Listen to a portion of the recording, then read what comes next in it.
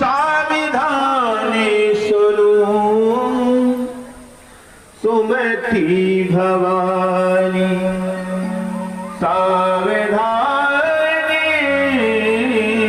सुनो सुमति भवानी। हे पार्वती, राम रूप में अवतार लेने के 5 कारण हैं, और 5 कारण कौन कौन से हैं वह मैं आपको बताता हूं। द्वारपाल हरि की प्रिय दो, जय और विजय जाने सभी को, जय और विजय जाने सभी को।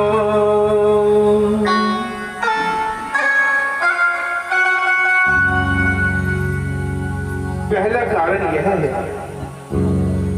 कि भगवान विष्णु के द्वारपाल थे, उनका नाम था जय और विजय। बैकुंठ में द्वार पर पहरा देते, भगवान के द्वार पर रहते और सेवा करते भगवान।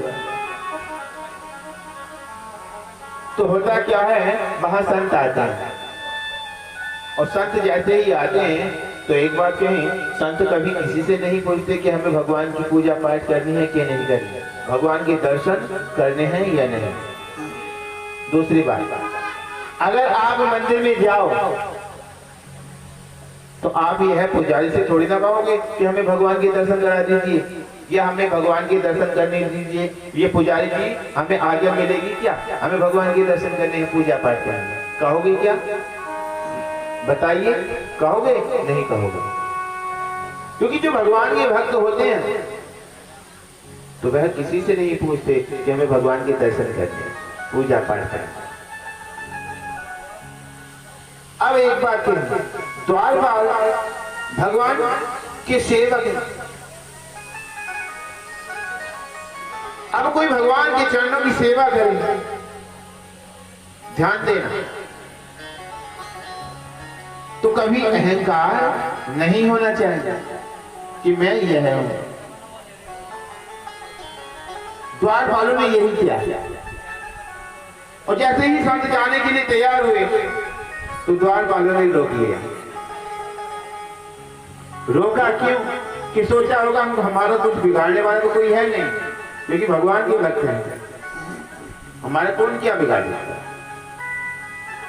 पर हुआ यह है कि जैसे ही रोका तो संतों ने श्राप दे दिया कि तुम राक्षस हो जाओ। और जैसे ही श्राप दिया तो उधर बैकुंठ में मेरे प्रभु शेषनाग की सैया पर, तो भगवान ने देखा तो भगवान दौड़े दौड़े चले आए।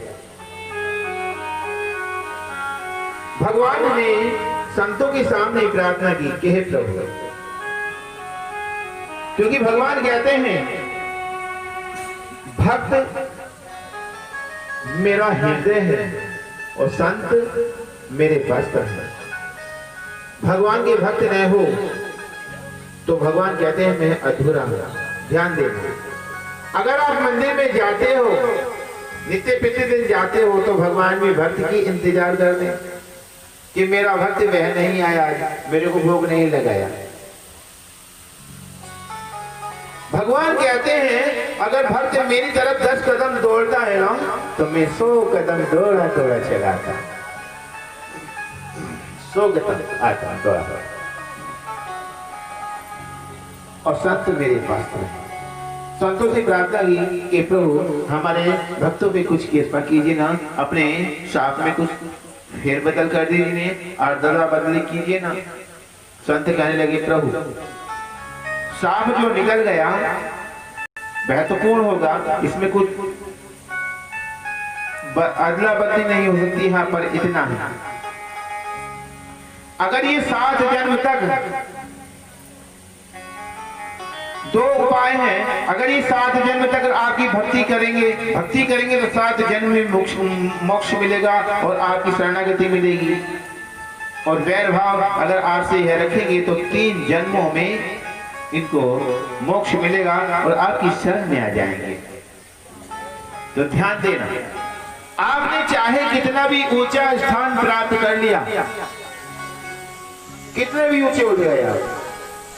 दूसरी बात, इस संसार में जो भी ऊपर उठता है संतों के ही आशीर्वाद से ऊपर उठता है, वो गिरता है तो संतों के शाप के ही कारण नीचे गिरता है।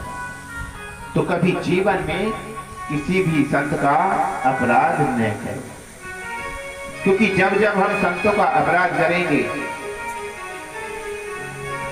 तो हमारे जीवन में कष्ट आएगा। कितने भी ऊंचे उठ जाएं, वहीं जाना पड़ेगा जहां से आप चले थे, वहीं नीचे पहुंचो। तो किसी भी संत का अपराध न करो। बार बार कहने लगे जय और विजय, मन में सोचने लगे कि कौन करेगा भक्ति 7 जन्म का, कौन करेगा इंतजार। तो उन्होंने निर्णय ले लिया कि 3 जन्म तक हम वैर भाव रखेंगे भगवान से। तो ध्यान देना, भगवान कह रहे हैं कि सतयुग में हिरण्याक्ष और हिरण्यकशिपु बने, एक को मारने के लिए नरसिंह भगवान का अवतार लेना पड़ा और एक को मारने के लिए 12। द्वापर युग में दंत वध और शिशुपाल रहे और त्रेता युग में कुंभकर्ण और रावण रहे। पहला कारण यह है। अब दूसरा कारण याज्ञवल्क्य जी भारद्वाज जी को कहते हैं कि हे भारद्वाज जी, आप दूसरा कारण सुनिए। पृथ्वी पर एक बार जलंधर नाम का राक्षस पैदा हुआ। तो वह इतना शक्तिशाली था कि देवी देवता भी उसके सामने हार गए, यहाँ तक कि भगवान शंकर भी युद्ध में हार गए। बड़ा भयंकर।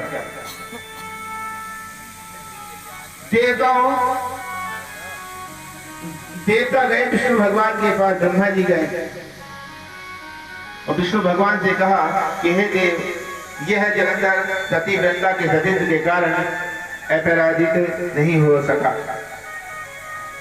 हमारी रक्षा कीजिए, देवताओं के कष्ट को दूर कीजिए, देवताओं के कष्टों की निवृत्ति कीजिए। तो भगवान ने क्या किया? तो यहाँ एक सिद्धांत है, अगर स्त्री अपने पतिव्रत धर्म का पालन करती है और भगवान का भजन करती है तो उसके पति की आयु और भी लंबी हो जाती है और पति के कष्टों का निवारण भी करती है। एक बात और,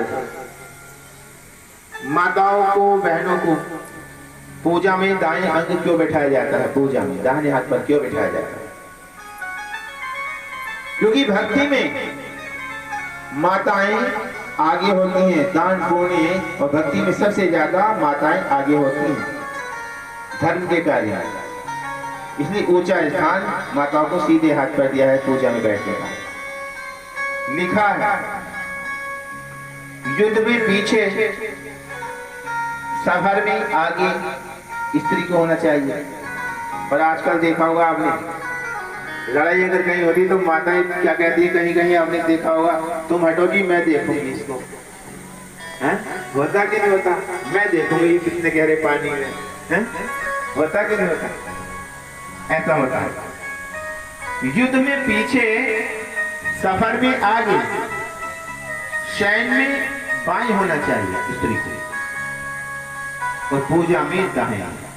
यहाँ ऊंचा स्थान दिया गया है स्त्री का। तो सती वृंदा के सतीत्व के कारण जलंधर नहीं मारा जा सका। तो भगवान ने क्या किया? सती वृंदा के सतीत्व का सत को भंग करने के लिए उन्होंने एक निर्णय ले लिया।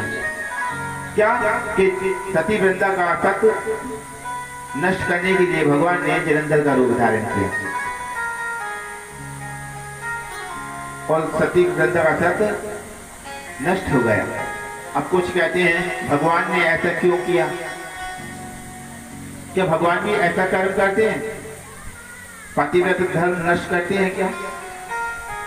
पर एक बात बताइए, अगर आपके हाथ में चोट लग जाए, उंगली कट जाए, उसमें सेप्टिक हो जाए और डॉक्टर कहे इस उंगली को कटवा देना और नहीं कटाओगे तो पूरा हाथ गल जाएगा, होता कि नहीं होता? तो क्यों? क्योंकि हम जानते हैं कि यह उंगली अगर सेप्टिक ऊपर तक चला गया तो पूरा हाथ कट सकता है, तो हम उंगली को भी हमें कटवाना पड़ता है। क्यों? जिससे सारा शरीर हमारा स्वस्थ रहे। उसी प्रकार विष्णु भगवान ने संसार की, क्योंकि जलंधर इतना दुष्ट पापी हो चुका था कि सत्यों का